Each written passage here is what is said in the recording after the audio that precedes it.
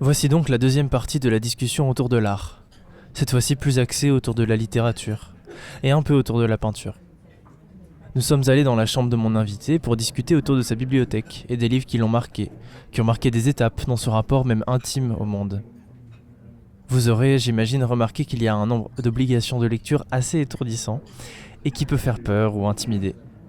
Avec tout le respect que j'ai pour mon invité, permettez-moi de vous dire qu'il n'y a nulle obligation de rien.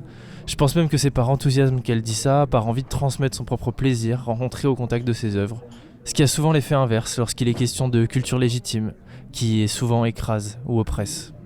Elle est particulièrement difficile à transmettre. Et j'espère que vous parviendrez à l'entendre de cette oreille et que ça ne vous empêchera pas de profiter de l'épisode. Les couleurs de la mémoire, épisode 6, le tour de la bibliothèque, l'art partie 2.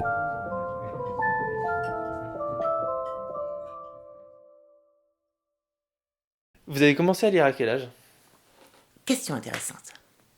Il s'avère que, en fait, je ne lisais pas du tout. Je ne suis pas passée par les arcanes du lecteur lambda européen. Je ne lisais pas jusqu'à mon entrée en 5e. Je n'ai pas lu de livres d'enfants. Je n'ai pas lu le style bibliothèque rose ou verte, là, je ne sais. Jamais. Je n'ai jamais lu. Jamais. Rouge et or et tout ça. Voilà, jamais. J'avais essayé, ça ne me plaisait aucun intérêt. Et à mes 12 ans, décidément l'âge de 12 ans et 15 ans sont très importants pour moi, à mes 12 ans, mes parents étaient de très grands lecteurs, de très gros lecteurs. Et ma sœur aussi. Ma sœur à ce moment-là était en fac de lettres d'ailleurs. Et moi, ils se désespéraient parce que jusqu'à 12 ans, je regardais encore des bouquins d'images pour enfants. Je ne lisais pas. Genre des bandes dessinées ? Ah non, j'avais horreur de la bande dessinée. Ah, mais c'était juste de l'image. C'était juste de l'image. Voilà. Je ne regardais que ça. Et ça m'a les illustrations des bouquins d'enfants. Je me suis toujours intéressée. Ça a perduré. Et puis lorsque je suis rentrée en 5e, j'étais en vacances chez monsieur et madame Don, là, à Pornichet. Et elle avait, comme il y avait chez mes parents, il y avait une bibliothèque, maison de vacances. Et je ne sais pourquoi, je suis allée vers cette bibliothèque et j'ai commencé par un livre d'Agatha Christie et je me suis dit, oh mais c'est super la lecture, parce que je suis rentrée dans le monde de la lecture. Et le deuxième livre que j'ai lu, c'était un livre de Boris Vian. Ce devait être L'écume des jours, je pense. Et là, c'est ça qui a signé mon entrée dans la lecture. À partir de ce moment-là, j'ai cessé de lire. Je suis rentrée dans la littérature par L'écume des jours de Boris Vian. Mais c'était peut-être le livre le plus onirique que vous auriez pu trouver. Oui, mais c'est peut-être un autre, puisqu'après mes goûts sont allés ailleurs. Mais ce que je veux dire, c'est que ça faisait écho aussi à l'intérieur et tout, parce que c'est un livre qui est très...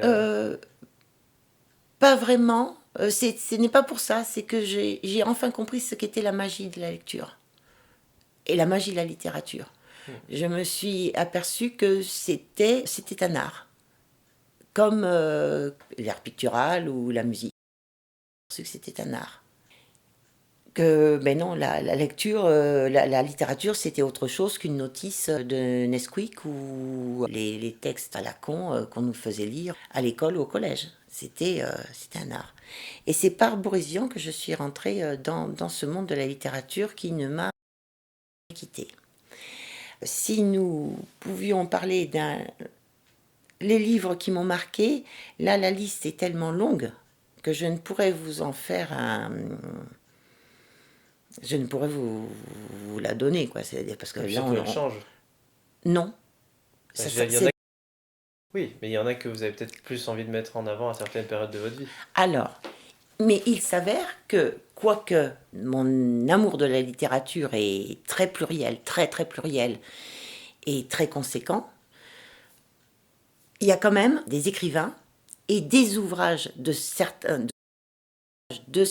écrivains qui m'ont plus marqué que d'autres. En particulier, je voudrais parler de L'idiot de Dostoïevski, que j'ai lu très tardivement, puisque L'idiot de Dostoïevski, je l'ai lu, j'avais 19 ans. Donc c'était très tardif. Ça va. Très tardif. Puisque vu ce que j'avais déjà lu arrivé à 19 ans, c'était quand même très très très conséquent. Parce que je passais mon temps à lire. Dès que j'avais un moment, je lisais. Et L'idiot de Dostoïevski, non, j'avais pas 19 ans, j'avais 20 ans. C'est celui qui allait devenir mon mari qui m'a fait connaître Dostoïevski. Nous étions en fac de philo et il m'a dit: est-ce que tu as déjà lu du Dostoïevski? Je lui avais dit non. Il m'a dit: mais c'est formidable. Et il m'a dit: commence par L'Idiot. Et j'ai lu L'Idiot. Et le fait est que à ce moment-là, nous étions en vacances. Et les dernières vacances que nous ayons passées chez ses parents. L'ambiance chez ses parents était très très très délétère dans la mesure où son père était militaire et sa mère femme de militaire sans jamais avoir travaillé de sa vie. Et d'ailleurs, chez ses parents, nous n'avions pas le droit de parler à table. On ne parlait... Heureusement d'ailleurs. Heureusement. Au moins, c'était un moment où ils ne dépitaient pas leurs inepties et leurs inepties en plus d'extrême droite. Et donc, je me mets à lire L'Idiot de Dostoïevski chez ses parents, et c'est le secondaire de ses parents qui était dans le Jura, à Buffard, endroit où il y avait en plus la Loue qui passait, c'est une petite rivière, et la Loue, vous voyez, mais de toute façon quand on tire un fil de la littérature, toute la littérature vient, c'était le lieu où se passait un des...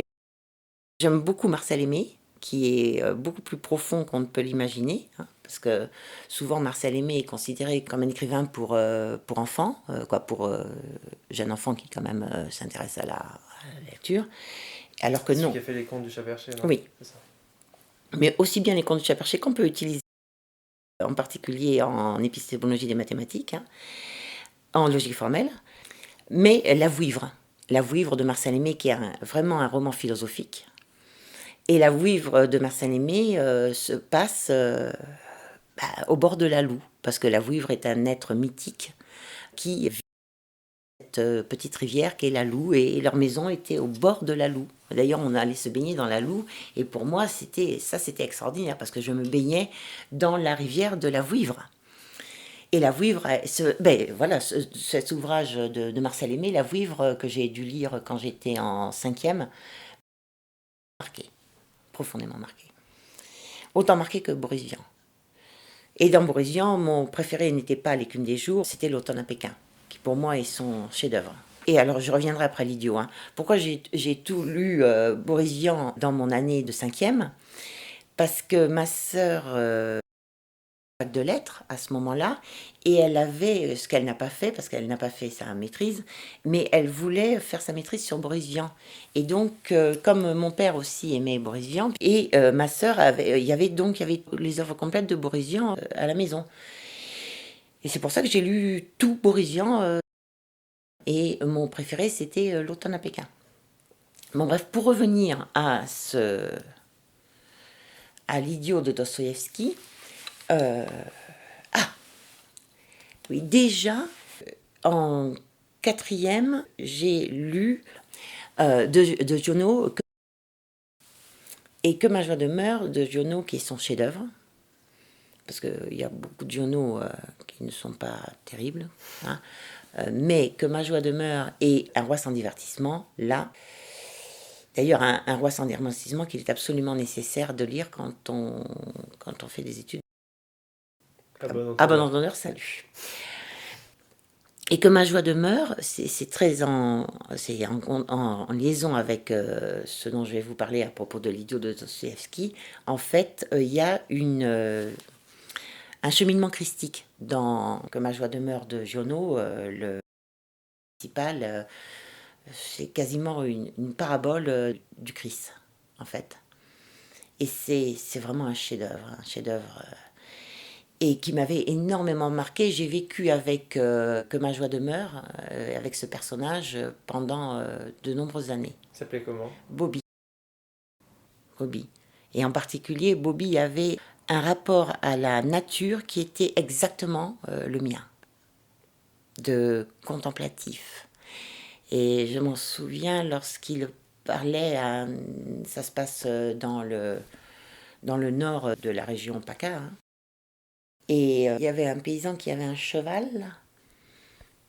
Et en voyant le cheval de ce paysan, un cheval qui était très musclé, Bobby dit oh, qu'il est beau ton cheval. Vous savez, les chevaux je ne sais comment on appelle ça, sur les pectoraux, ont des muscles saillants, leurs muscles. Et il disait au paysan, ton cheval, tu vois, ces muscles saillants sur son poitrail, ce sont des graines d'ailes. Il appelait ça des graines d'ailes. Et ça m'est resté. Quand je vois la musculature d'un cheval, je pense toujours aux graines d'ailes. Parlait Giono par rapport au cheval qui appartenait à un paysan à côté de là où habitait le héros de ce roman. Et donc, lorsque j'ai commencé à lire L'idiot de Dostoïevski, j'étais donc dans la famille de mon ex-mari. Et là, c'est aussi un cheminement christique. Le prince Mishkin. Un cheminement christique dévoyé, c'est-à-dire que là, ce serait un Christ qui serait vraiment dans le réel. C'est-à-dire qu'ils partent, aussi bien Bobby que le prince Mishkin, partent d'une idéologie absolument extraordinaire, mais qui elle produit un cataclysme. Et ça se termine mal. Les deux se terminent mal. Et se terminent mal, surtout pour le héros. Là, ceux-là, ils reproduisent vraiment l'acheminement christique, mais ça se termine mal aussi. Pardonnez-moi l'expression, ils mettent un autour d'eux qui est c'est une déflagration. Dans la mesure où ils sont tellement étrangers au monde des humains, en fait, ces deux personnages. Et lorsque j'ai lu Les déboires du prince Mishkin dans le milieu dans lequel il arrive, et que tout ce qu'il dit provoque en fait un cataclysme, et que Mishkin ne comprend pas, puisqu'il est tellement armé de bonnes intentions, qu'il ne comprend pas pourquoi il y a ce décalage entre lui et les autres, et qu'il ne comprend pas que ce qu'il dit et ce qu'il fait provoque l'horreur, alors que volontairement, ce sont des hommes volontairement bons et hypersensibles. Et lorsque j'ai lu ce bouquin dans ce milieu de ma belle famille, je me suis complètement assimilée au prince Mishkin, et je me suis retrouvée, ça fait que j'ai fait une crise, vraiment une crise psychologique, et je me suis retrouvée sur un chemin. À cause de la lecture de L'idiot de Dostoïevski, je me suis retrouvée à me traîner par terre et à bouffer de l'herbe, tellement j'étais mal.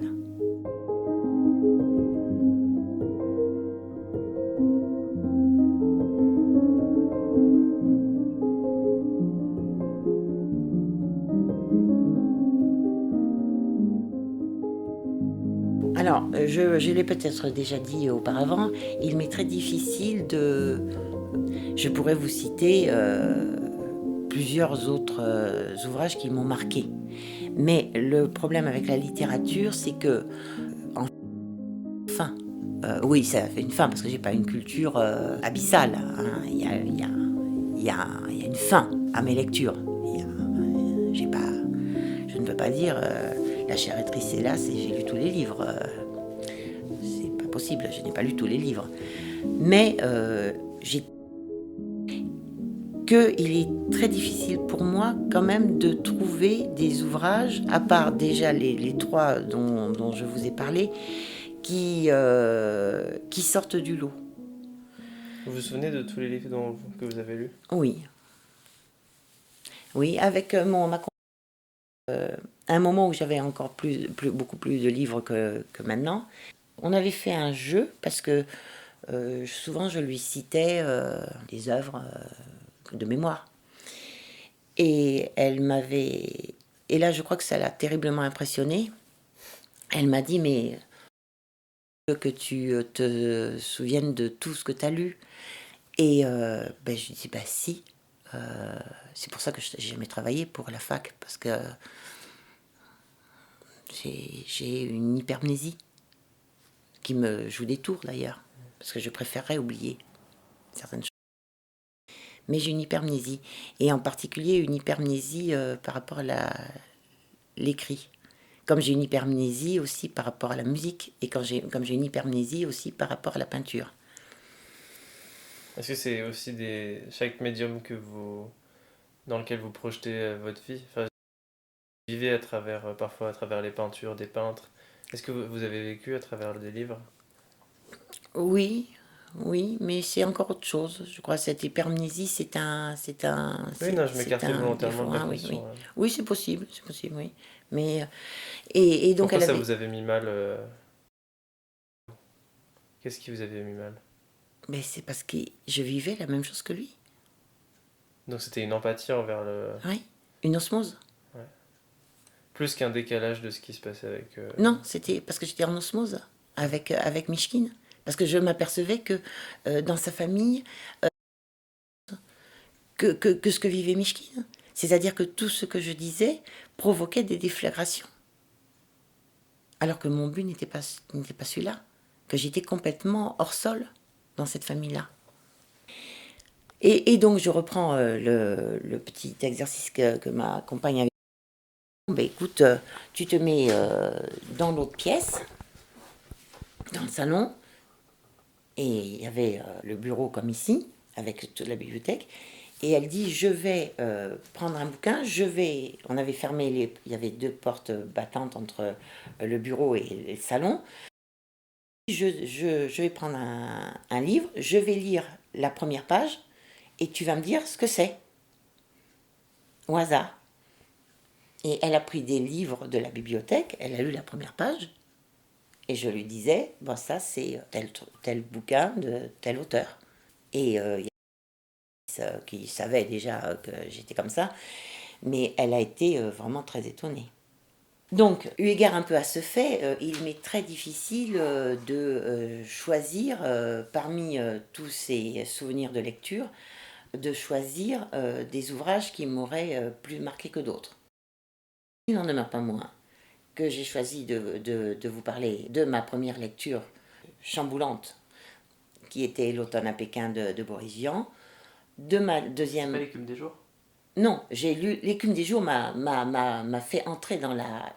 Mais le chamboulement vraiment est venu L'automne à Pékin de Boris Vian, qui se passait 4 jours après avoir lu L'écume des jours. Et ensuite, j'ai eu un bouquin qui, si je devais choisir, parce que ça a été lorsque je me suis intéressée à la américaine. Ce qui est venu, alors là, tardivement dans ma vie. Parce que là, j'avais 25 ans, quand même. Et je me suis intéressée à la littérature sud-américaine grâce à un prof de fac en littérature hispanique. Et là, sur Terra Nostra de Carlos Fuentes. Et Terra Nostra a été un choc. Ça raconte quoi? C'est irracontable. Comme tout Carlos Fuentes. C'est irracontable. C'est de la pure littérature. Je ne peux rien dire. Il y en a plusieurs livres. Comment ça? J'aime tout Carlos Fuentes. Non, il y a le 1 et le 2 à part. Ah oui, Terra Nostra était un gros bouquin. Donc, il est en 2 tomes. Comme les frères Karamazov, en général, c'est en 2 tomes de Dostoïevski. Voilà, Terra Nostra a été un énorme choc. Et à partir de Terra Nostra, je suis tombée sur Gabriel Garcia Marquez. Un enchantement, mais qui m'a permis d'affiner mon désir Avant, mon désir de découvrir l'Amérique latine était seulement un désir politique, puisque je voulais aller sur les traces de Che Guevara. Et là, du désir politique, c'est passé au désir culturel. Parce que Carlos Fuentes et Gabriel avaient une façon de parler de l'Amérique latine qui permettait de sublimer l'Amérique latine. Là, ça a été aussi un très très grand choc. Un grand choc aussi a été dans la littérature, quand je me suis attachée à lire la littérature dire suédoise et norvégienne. Un choc a été avec Knut Hamsun, qui, quoi qu'il fût d'extrême droite, ses bouquins, dans son rapport aussi à la nature, étaient absolument extraordinaires. Et j'ai retrouvé ce que nous pouvions trouver chez Léopardi, je vous en ai parlé l'autre jour, dans ce rapport très éthéré à la nature, et son rapport à la couleur aussi. Parce que dans Knut Hamsun, alors je ne sais, dans un de ses romans, Knut Hamsun a été, pendant sa jeunesse, il faisait le tour de son pays, et il était peintre en bâtiment. Et là-bas, les couleurs sont très importantes, puisque les maisons sont peintes, toutes les maisons sont en bois, et sont peintes entièrement, l'extérieur et l'intérieur, et peintes de couleurs, et les gens choisissent les couleurs. Les gens choisissent les couleurs avec le peintre, et le peintre en bâtiment. Et il a une façon de parler des couleurs que soit lui il choisissait pour les personnes pour lesquelles il travaillait, soit que les personnes choisissaient pour peindre l'extérieur de leur maison et l'intérieur de leur maison, qui, écrit par Knut Hamsun, c'est prodigieux. C'est prodigieux. Là, vous avez un accès direct à la couleur. Comme vous avez aussi un accès direct au minéral. Aussi bien chez Léopardi que chez Knut Hamsun. La vision des pierres. Il suffit d'avoir une étagère où vous avez 3 pierres pour avoir le monde devant vous. Et ça, aussi bien Knut Hamsun que Léopardi le décrivent parfaitement dans leurs écrits romanesques. Ok, très bien. Je vois qu'il y avait du Stefan Zweig. Là Parce aussi. que moi, vous m'aviez conseillé Zweig. de lire Dostoïevski, donc j'avais lu Oui. Le Joueur. Oui. Et j'avais retrouvé quelque chose que j'avais retrouvé aussi chez Zweig. Oui. Alors Stefan Zweig, là aussi, ça a été... c'est un de mes auteurs préférés. Zweig a une façon d'entrer dans l'âme humaine qui est prodigieuse. Prodigieuse. C'est même inimaginable. Inimaginable. Vous savez, quand Flaubert, à la fin de Madame Bovary, dit « Madame Bovary, c'est moi », Flaubert aussi a la possibilité d'entrer, par exemple, dans Madame Bovary, dans l'âme d'une femme bébête de province. Mais Stefan Zweig, là, c'est à un autre niveau. Chez Stefan Zweig, vous avez un désespoir.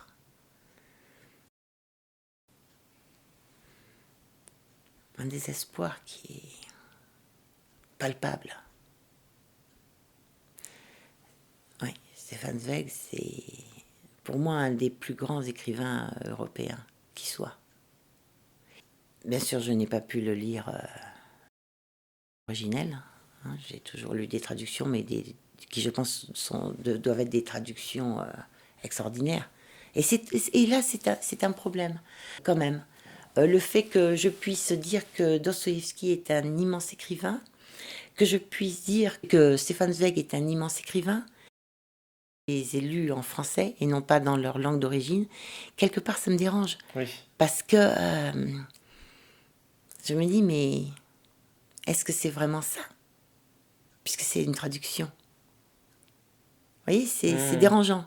Bah, j'imagine. C'est très dérangeant, parce que vous le voyez dans la poésie. La poésie, et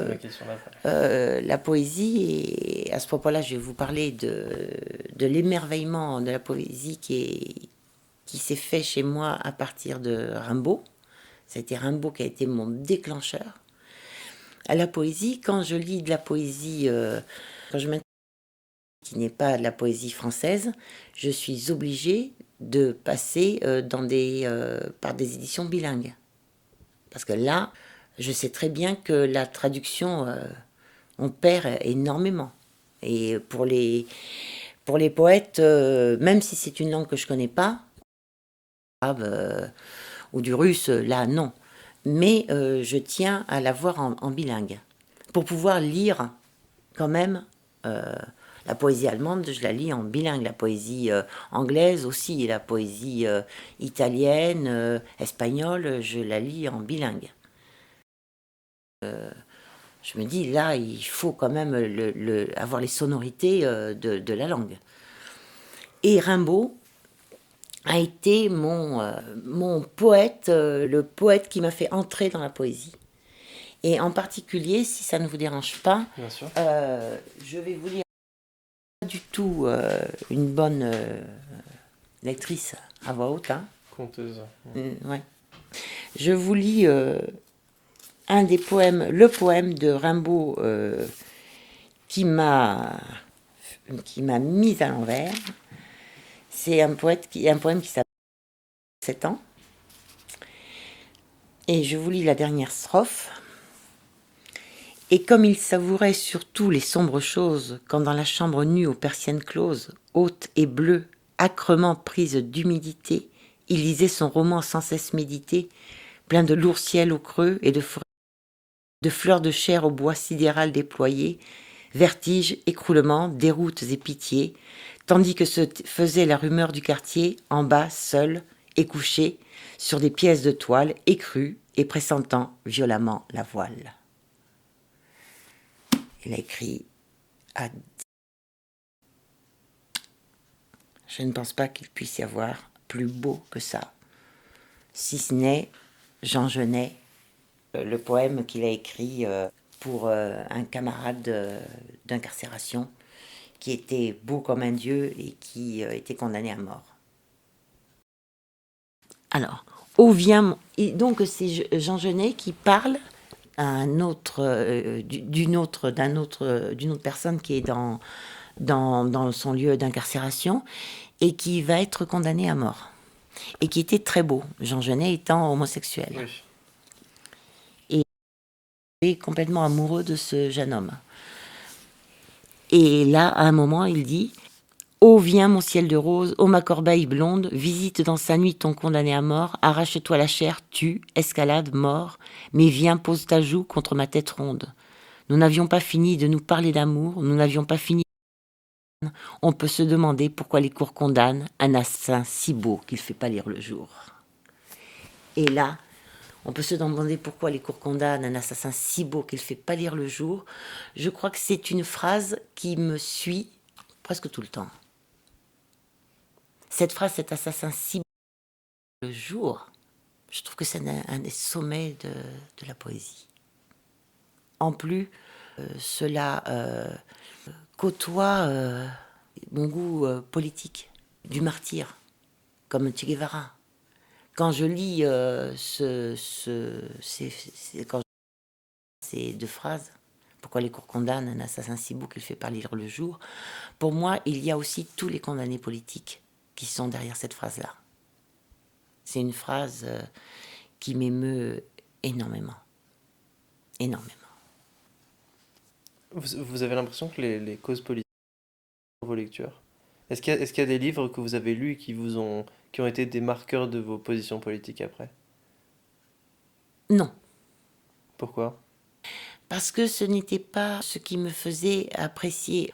J'ai lu par exemple Ma vie de Trotsky, j'ai lu Journal de Che Guevara. Et comme je vous en avais parlé, Journal de Bolivie de Che Guevara a eu une influence directe sur ma vie, puisque, comme il avait dit que c'était un grand danger de dormir et de manger, que c'était là où ça représentait un danger quand on était dans quelques maquis que ce soit en politique. Dès l'âge de 15 ans, j'ai fait des expériences de non-sommeil et de non-nutrition pour être prête à prendre le maquis en Bolivie, ce qui m'a... Depuis le Béarn. Voilà, depuis le Béarn. Ce qui m'a... Oui, on peut dire... Parce que je suis pas emmerdante. Je vais pas dire ah ben tiens je suis fatiguée, j'ai envie de dormir ou ah ben tiens j'ai faim, je peux pas, il faut absolument qu'on mange. Non, puisque je me dis pense à Che Guevara, voyons. Lui il pouvait tenir 5 jours sans dormir, sans manger. Et toi, et moi le fait est que comparé à la Che Guevara, à cause de cette lecture là du journal de Bolivie, que je suis devenue complètement insomniaque et j'ai une alimentation complètement déglinguée. Mais donc vous avez toujours séparé la politique et la littérature. Ah oui, complètement, complètement. Vous avez toujours eu cette séparation La entre les deux. littérature, c'est la littérature. Le domaine politique, c'est autre chose.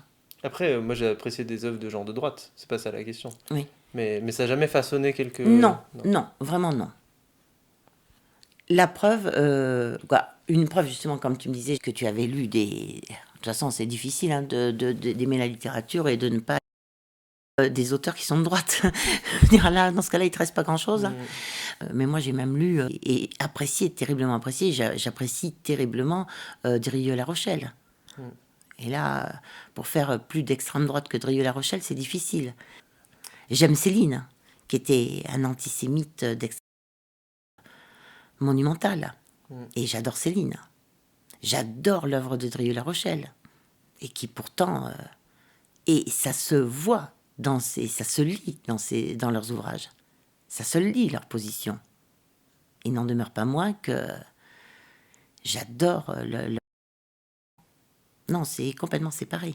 Parce que pour moi, la littérature est un art. Est-ce que c'est parce que le prisme marxiste-léniniste il était trop englobant et qu'il fallait que vous sortiez la politique de l'art pour pouvoir pleinement l'apprécier?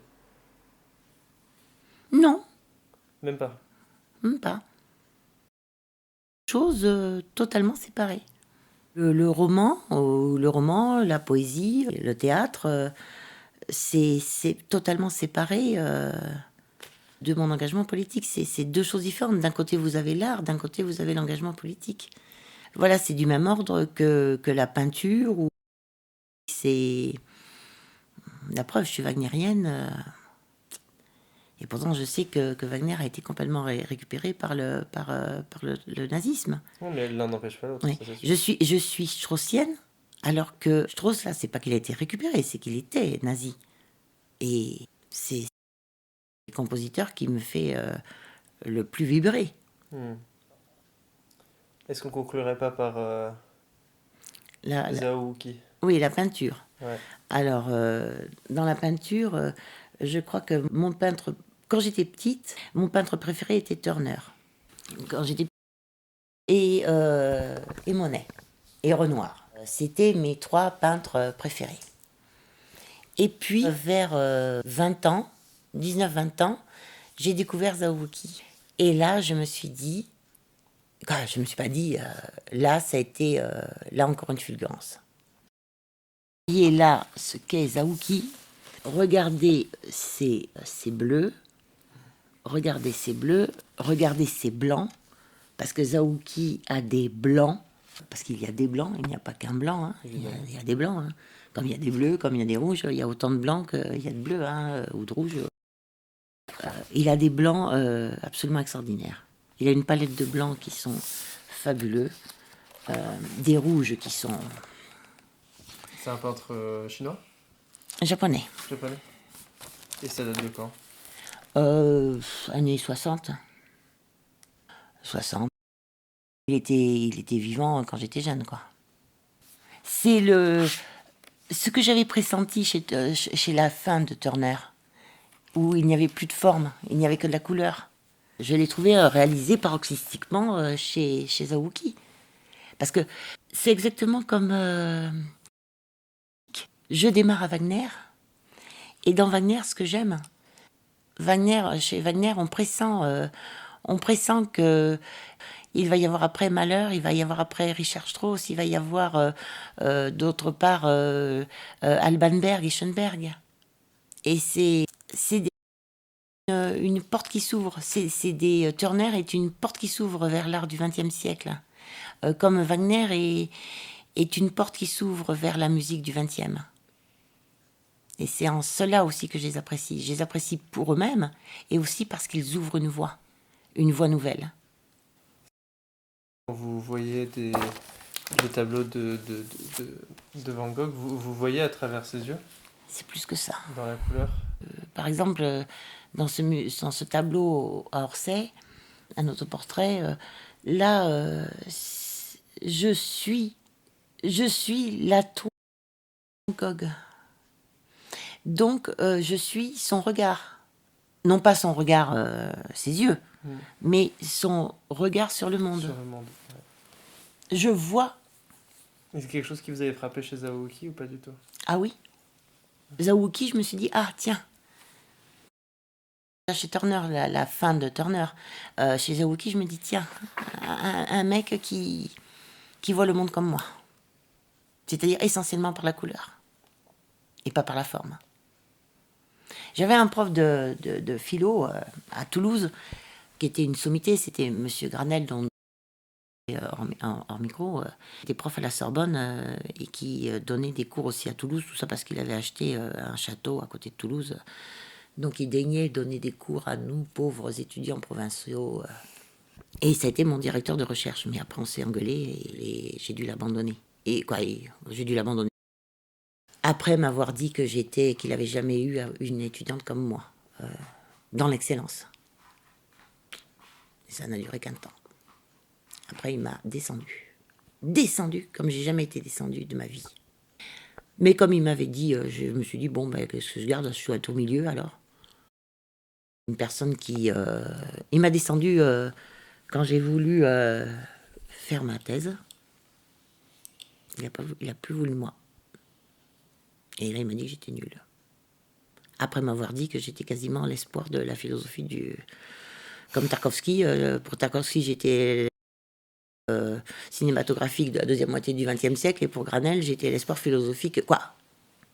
Une année. On a mis une maîtrise. Et Granel disait, la forme, c'est l'accident de la couleur. Et la couleur, c'est l'accident de la forme. C'est beau. C'est beau, hein? C'était un con au salaud, mais c'était une sommité, un penseur remarquable. Et voilà. Et moi, j'étais dans la couleur. Je suis toujours dans la couleur. Pour moi, la forme, c'est vraiment l'accident de la couleur. C'est la couleur. Je vois le monde... la forme, je m'en fous. C'est la couleur qui m'intéresse, quoi. Sauf la forme... chez les humains, la forme m'intéresse quand même. Il n'y a pas que la couleur.